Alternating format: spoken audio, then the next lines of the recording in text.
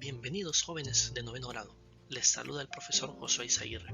Continuamos trabajando en la unidad número 4, semejanza de triángulos, en su lección número 1, semejanza de triángulos, con el tema aplicación de la semejanza de triángulos. El objetivo, resolver problemas aplicando la semejanza de triángulos. Veamos el siguiente ejemplo. Se quiere medir la altura de una torre, pero no es posible hacerlo directamente. Para ello, a la misma hora se midió la sombra que proyecta sobre el suelo un poste de 2 metros de altura y la sombra que proyecta la torre. La sombra del poste mide 8 metros y la de la torre mide 64 metros. Encuentre la altura de la torre si el poste y la torre forman un ángulo recto con el suelo. Muy bien, para poder desarrollar esto vamos a obtener toda la información necesaria, vamos a sacar toda la información. Para esto vamos a utilizar o vamos a guiarnos de triángulos, porque recordemos que la sombra se produce como un haz de luz que llega hasta el máximo de que se proyecta la sombra, de ahí para allá sigue avanzando la luz. Entonces suponemos que ese haz de luz es justamente AC, donde AB sería la altura de la torre, que es justamente lo que nos piden encontrar, que mide X. La sombra de la torre, que es desde A hasta C, mide 64 metros. Ahora, hay un poste que mide 2 metros de altura. Ese poste, como mide 2 metros de altura, lo hemos representado en el segmento DE, que de igual forma nos dice que proyecta una sombra de 8 metros. Casualmente, a esa misma hora, coincide la altura del poste con la sombra del poste con la sombra de la torre en un mismo punto. Por lo tanto, podemos decir que estos dos triángulos son semejantes. ¿Por qué van a ser semejantes? Por la razón de que forman un ángulo recto, tienen un mismo ángulo de inclinación, que es con respecto a la sombra, o sea, el ángulo que se forma en C, y entonces estos dos triángulos serían semejantes bajo el criterio de ángulo-ángulo. Como los dos triángulos son semejantes, podemos utilizar la razón o la relación que existen entre los segmentos para encontrar dicho valor.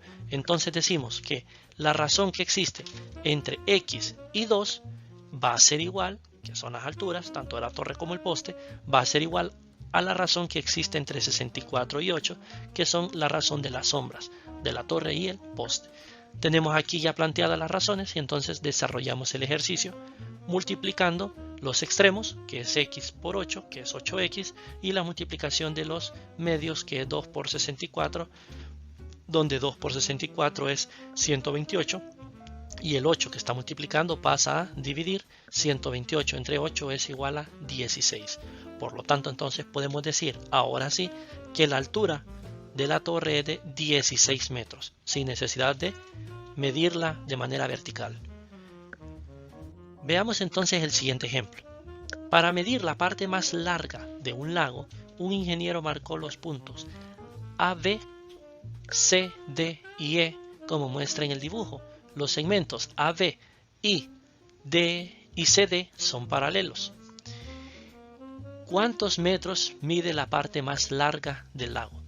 Como esos dos segmentos son paralelos entre sí, entonces podemos decir que los dos triángulos son semejantes, ya que cumplen lo que son los criterios de ángulo-ángulo, debido a que podemos utilizar lo que sería ángulos alternos internos de rectas paralelas, que en videos anteriores se demostró un ejercicio bastante parecido a este, en donde decíamos que esos dos triángulos eran semejantes.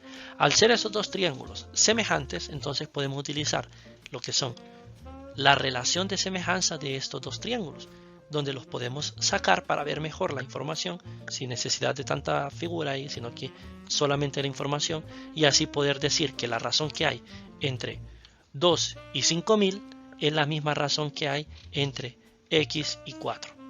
¿Sí? Lo único que debemos de tomar en cuenta es el orden. Si empezamos del triángulo pequeño al triángulo grande, debemos de seguir siempre del triángulo pequeño al triángulo grande en la otra razón.